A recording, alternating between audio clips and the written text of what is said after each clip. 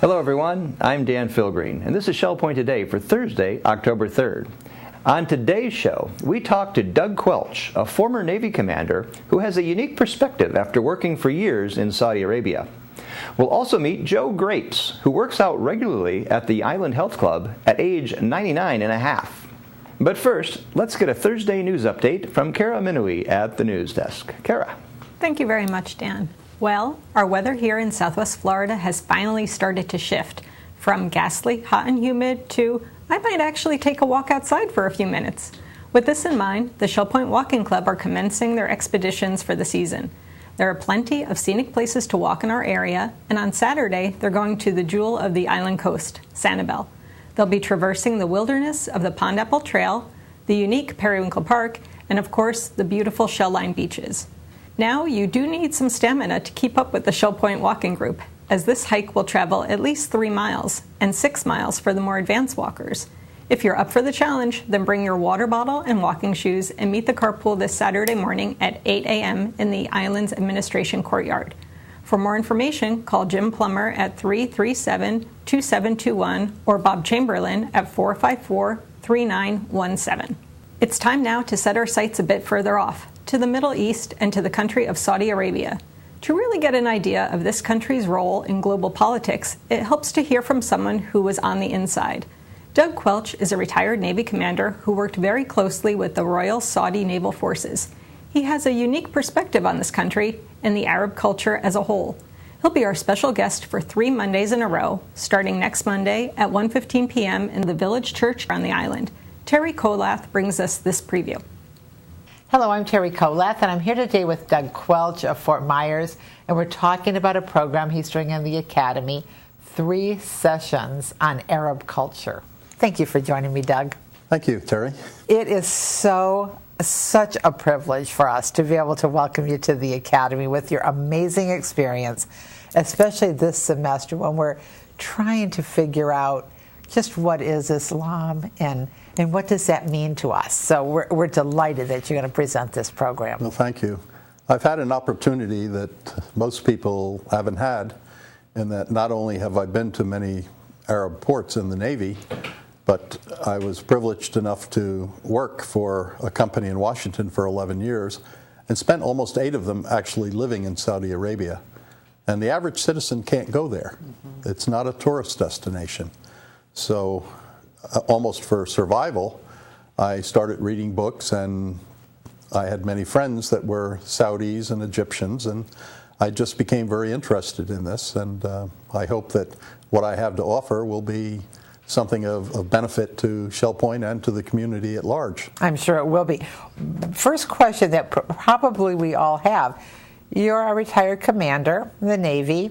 You have 3 master's degrees, and I just want to share what they are: National Security Affairs, National Security and Strategic Studies, and Management. How did you get interested in Saudi Arabia? What took you there to begin with? Well, I had been to one of the ports once and seen Saudi Arabia from a distance, but when I actually lived there, and the way I got the job was I had retired from the Navy and was living in Newport, Rhode Island, and I was teaching school, and a friend of mine who I'd been with at the War College called up and said, "Guess where I'm going?" I said, "No." He said, "Saudi Arabia." "Saudi Arabia?"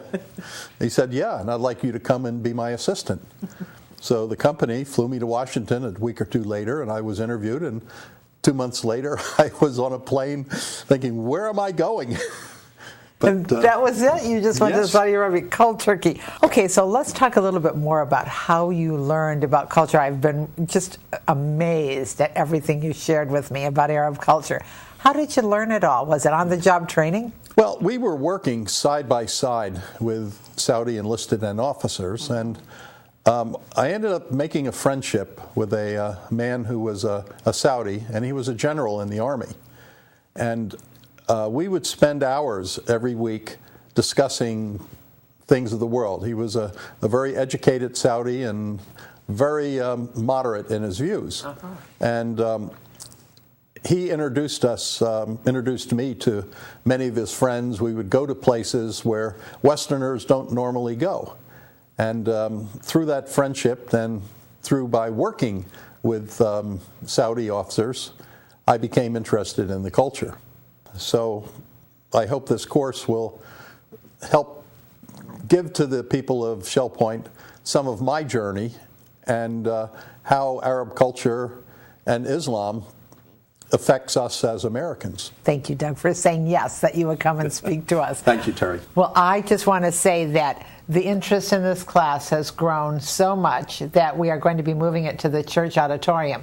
So if you were registered for the class, if you were only on the wait list, doesn't matter. Please come. And if you have not signed up at all, you are welcome to join us for Session 1, Session 2, Session 3 of Arab Culture. We are beginning Monday, October 7th at 1:15 in the afternoon. So looking forward to this information. Won't you join us? And now Dan has an inspiring story about staying young in body, mind, and spirit. Dan? That's right, Kara. We've been around Shell Point long enough to witness quite a few remarkable stories of people taking up new hobbies in their 70s or 80s. Joe Grapes is one of those people. He was always an active guy, but never exercised regularly until he moved to Shell Point at age 89. Today, he still works out 3 times a week, even as he approaches his 100th birthday on November 1st. And I can tell you personally, he almost crushed my hand when we shook hands. We talked to Joe along with his daughters Barbara, who lives near Tampa, and Gail, who lives here at Shell Point. Patterson, New Jersey, November 1st, 1913. That was a good year. That was a good year. Had the Morris Canal in the front yard and the Lackawanna Railroad in the backyard. When you were a kid, what was your favorite sport? Football. We had no pads. You didn't have pads in those days. You had somebody handed you out an old sweatshirt, and that's what you played with. Didn't have a helmet. Didn't have none of those things. And there was no 2-platoon system. You were 1 platoon, that's all. You stayed in there until they carried you out, right? I played guard, and I was the guy to open up the hole if we had a crossbuck or a plunge through the line. Dad also did semi-pro coaching for a football team. Yeah. But I only did that for a couple of years, And I was a scoutmaster for 16 years. I think I told you about that. I was married in 1935, and I couldn't find a job. I lost my job 2 weeks after I got married. And then it was depression. You got a job, and it was short term. And anyhow, the best jobs I had were when I worked for the Aero Carrier Corporation. I worked as a loader on a loading dock, and I did that for 5 years. And then I went in the Postal Service in 1941, and then I stayed there for the next 32 years. Camping was fun, and I enjoyed camping, I'll tell you that. And had an old knapsack and threw a can of beans in it. By the time lunch rolled around, all the food was gone. We could not, you were always hungry, And by the time you got up there, you had probably eaten most of the food anyhow. But when the kids were born, and then, we went camping. I used to take a pup tent out of the troop, and we used to camp in that. And then we bought a Volkswagen camper, and we camped in the Volkswagen with a pump up top. I remember the pup tent. It was like we were going camping, and we were supposed to have a tent, and Dad rolls out the tent, and he throws it out, and it goes whoosh, just like that. It was short, and Mom looked at him and said, "What do you think you're doing? Where's the tent?" Dad got the wrong tent. The air mattresses leaked. Needless to say, it was an adventure, and we always had a good time, but it was always an adventure. There was always little hiccups. I remember going crabbing and the Jersey Shore, and we would use a line in a fish head, throw it overboard. And I remember one time Dad said, "Throw out the anchor," and I stood up just like they do in the movies, and I swung it around and threw it out and went out with the anchor. Yeah, she forgot to let go of the rope. They looked at me and said, "Get back in the boat." He always had a very strong hand. And I remember when I was little, if I got in trouble and he was coming home and I knew I was going to get a spanking, I used to put books in my underpants. So that, yeah, that's right. Yeah, I remember that. And then he'd take me into the bedroom and then he'd give me this long story about how it's going to hurt him more than it hurts me. And then he'd say, okay, now unload your pants. And I'd have to take the books out and he would give me a spanking. That's what keeps him so young. I keep him on his toes. Yeah. Right. He's always been amazing. He's always done a lot of things. Up until the time he retired and they sold their home, he used to mow 3 acres of grass. And it was 3 acres of grass. And keep the house up and things like that. So him and Mom were always pretty active. We had a horse, we had sheep, we had chickens, ducks. Yeah. We had a little farm. Yeah. After I retired, we had bought a travel trailer, and we traveled around the country, all the national parks and whatever. And then we came down to Florida. We moved in here in 2002, so I was 89. When I retired, there was nothing worse than having nothing to do. And so I looked for something to do. And that's why I became involved in the health club. I started with a bike, and I bumped on a bike, you know. And then I moved along the line. I work on 4 machines. I work on the rowing machine, I work on the curler, I work on the leg machine, and I work on the pull down on the weights. Those are the ones I usually work on. I enjoy them all to a degree, I'll put it that way, you know. Sometimes I get kind of tired, but again, I enjoy them all. There's no one specifically that I would say that I enjoy more than another. After I work out, I have a couple of glasses of water and I sit on a chair there and I sit there for about 15, 20 minutes, you know, and I talk with a few of the guys. Then I go home and have lunch. Yeah. That's the perfect way to end the workout. Yeah, right. Well, they call me a poster boy. Yeah, that's right. They call me a poster boy. So I just try and be an example. We were always proud of Dad. Yeah, and Dad is he's always been cognitive of his ability to do things and to want to maintain his health. So it's a progression of things. It's not something that is brand new to him. I call him every morning, and Dad comes for dinner every night. Yeah, so every day of the week I see Gail. Yes. Yeah. I see Dad all the time, and it's just wonderful. I am glad that I'm around, that I can cook his dinner, and we can have time together every day. We're very Dad blessed. is in independent living. I mean, he cooks his breakfast and lunch, and Cleans up And, after himself. what more could we ask for? That is just Yeah. absolutely wonderful. Right. The Lord's been good to us and to him. We had a lot of good times. Had a lot of hard times too, but we had a lot of good times. The Lord really blessed me, I'll tell you that. Positive attitude and exercise. I'm like a young kid. That's it. Yeah. That's what I always say. I'm like a young kid. How you doing, Joe? I'm like a young kid. I got a big mouth. That's another thing I got.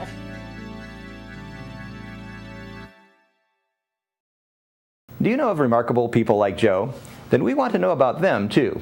Contact Jared Pike by phone or by email and let us know about these remarkable stories so we can share them on Shell Point TV.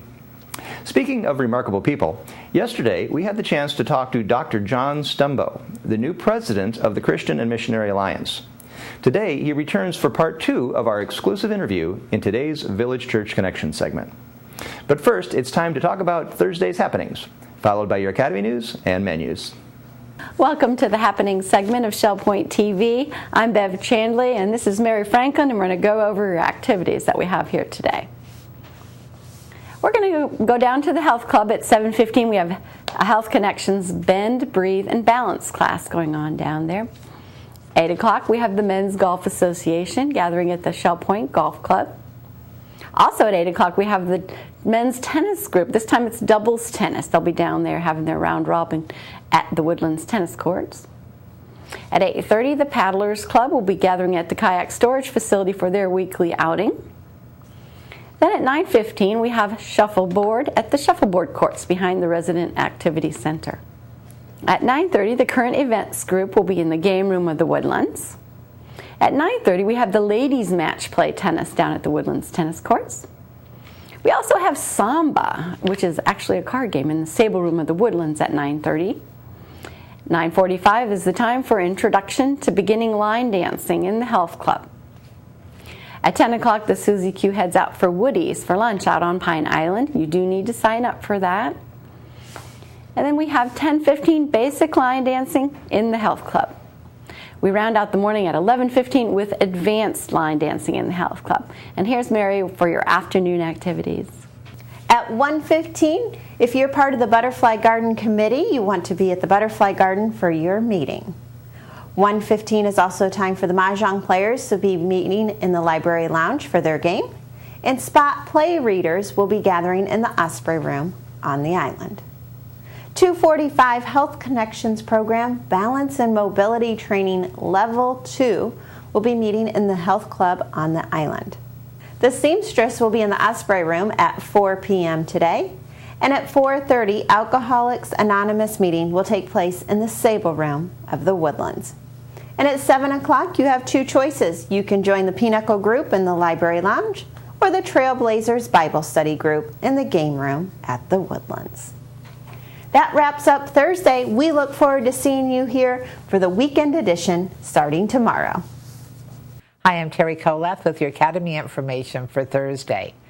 We start the day with Academy on the Go, fly fishing on the Causeway with champion angler Joe Mailer. Pickup begins at 7:30 on the island and sign-up is required. At 9:15, the power of right-clicking with Windows 7 will begin in the Computer Teaching Center on the island, and sign-up is required. At 9:45, Matisse and Picasso will take place in the Social Center on the island, and sign-up is required. At 1 o'clock, story writing continues in the Buttonwood Room of the Woodlands. Also at 1 o'clock, Mahjong Basics continues on the second floor country kitchen at the Arbor in the Woodlands. Menus for Thursday. In the Crystal Room, the Crystal Platter is orange chicken with fried rice and stir-fry vegetables. For dinner, the special is the Crystal Carving Board for $11.95, and the soup of the day is country cabbage. In the Island Cafe for lunch on Thursday, enjoy a Western bacon cheeseburger with onion rings for $7.25. The dinner special is Thai night for $8.25. In the Palm Grill, the dinner specials are grilled ribeye for $18.95 or baby back ribs for $13.95.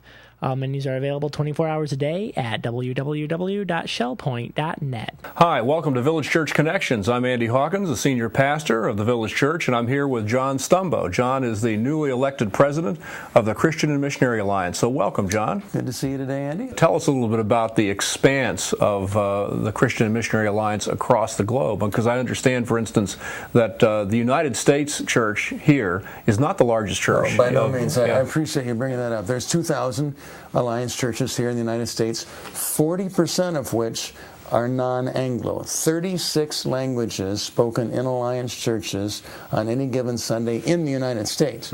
Then beyond the United States, you're correct, we're 10 times larger internationally than we are here in the States. And countries like the Philippines and Vietnam and Cote d'Ivoire, other countries having much larger national churches than the U.S. CMA does. But one of the beauties of what the CMA has done through the decades has been to establish autonomous local churches within the nations. So they have their own seminaries, they have their own governance structure, they're funded. We're no longer funding many of these national churches around the world. They are now fully self-supporting. So a truly indigenous local church has arisen in these nations, and that's what we love to see. The gospel of Jesus Christ coming into a culture and a people group, being owned by that people group, and then actually they start sending out missionaries themselves. So we've got Alliance churches in other countries who are now missionary sending churches. Yeah, that's one of the most exciting things that really strike me about the Alliance. We often hear from people who are sort of critics of Christianity in general and missions in particular that it's kind of a colonial operation in which we're trying to impose some kind of a cultural structure. But the opposite has been the case with respect to our movement, the Christian and Missionary Alliance. Alliance as we've gone into other countries, that we really have established churches on their own, run by people. In fact, one of the most significant developments in our denomination has been the removal of missionaries from very successful fields to go to other fields that where we need them, because those indigenous churches have been so prolific and so successful. We have, once in a while, and as you've alluded to, made hard decisions to say we're done with our work as Westerners in this country. The local church is now strong enough, and so to turn the church completely over into the hands of the nationals, and then reassign, when possible, those international workers to some of the least reached, least evangelized places on the globe. Because, Andy, it's still the reality that there are many places on the planet where the name of Jesus Christ is not known at all, or he's only known as some prophet and not known as the divine Son of God, the way of salvation. And so we have the privilege of getting into some very difficult regions now. Absolutely. Where it's frankly illegal for us to be in some of these places according to the laws of the land. But through creative access means we're able to learn the language, become part of the culture, and sensitively begin to share the gospel. Yeah, that's very exciting. Now, of course, you're here because you've been recently elected president of this denomination, and that is the American church, the United States church, and that often, I would think, has its challenges. So as you approach this kind of ministry, what kinds of I don't know, thoughts, fears, trepidations, excitements have crossed your mind in the last number of months? When I got out of seminary a few decades ago, I realized, there's lots of great church families out there, various organizations in which I could serve. I don't need to just be in the Alliance because my family was from the Alliance, but I thought, I love the theology, the fact that we're centered on Christ. I love the missions emphasis that we do care about Acts 1:8, the whole world. And I've always liked the people. And so I'm this young 20-something guy, but I'm thinking every time I'm around some Alliance people, I've had good experiences, so why would I want to choose another family? So here now, decades later, I've been appointed the president. I'm humbled by that. I'm privileged by that. I'm thrilled by that, because now I get to be part of shaping what the next generation experiences as who is the Alliance, what do we value, what are the foundational things upon which we continue to build. And I'm glad that as I come in, I don't have to overturn decades of bad history. No, I enter into a great movement that has been well led by men and women of character through the decades. And so I want to, yes, there'll be some new vision, there'll be opportunity for some new thrusts or emphases, but I join a great progression of the work of God through this fabulous family. Yeah.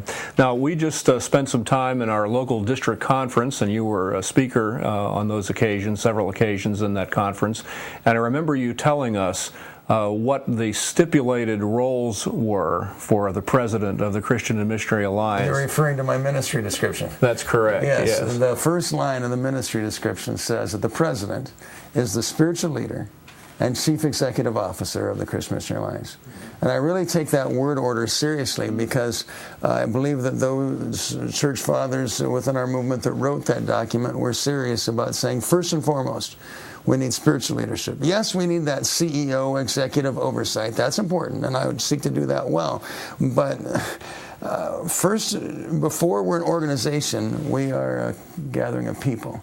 And before we're some sort of entity that needs execution, pardon that word, we need to be spiritually led. Mm-hmm. And so I feel this assignment, this calling to be a spiritual leader, not qualified for that in and of myself, but that's where we depend upon God to make us that which we are not able to be. I think all of us as pastors recognize that none of us are really qualified for the kind of ministry to which we're called, and it's only by His strength and His grace we can do that. But we're to live worthy of the calling we've received. Exactly right, exactly right.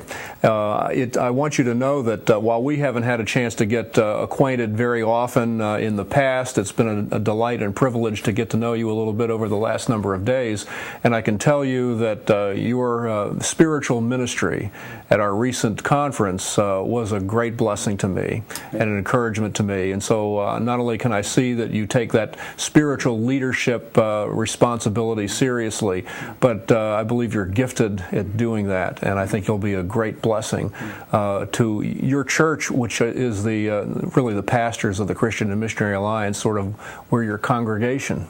And I very much appreciate that ministry that you've already had to me and to many others in this denomination. Well, I thank you for that. And Andy, you need to know that I've been hearing reports all the way to Colorado Springs of the good things that God's doing here at the Village Church and throughout Shell Point Village, and that your participation in this has been very significant. You've been exceedingly well received here. Well, people have been very blessed and kind to us, and we just delight in the ministry here at the Village Church. Good. Well, thank you for joining us. It's been a pleasure to spend some time here with John Stumbo, our recently elected president of the Christian and Missionary Alliance, and we hope you'll join us soon at the Village Church or through Shell Point Television, participating in our worship services. Hope to see you soon. We're glad you joined us for today's show. Tune in tomorrow as Dr. David Eichten tells us how a partial knee replacement may be just the right surgery for you. Until then, this is Shell Point Today for Thursday, October 3rd. I'm Dan Philgreen. And I'm Kara Minowie. From all of us here at Shell Point TV, we hope you have a great day, and we'll see you again tomorrow.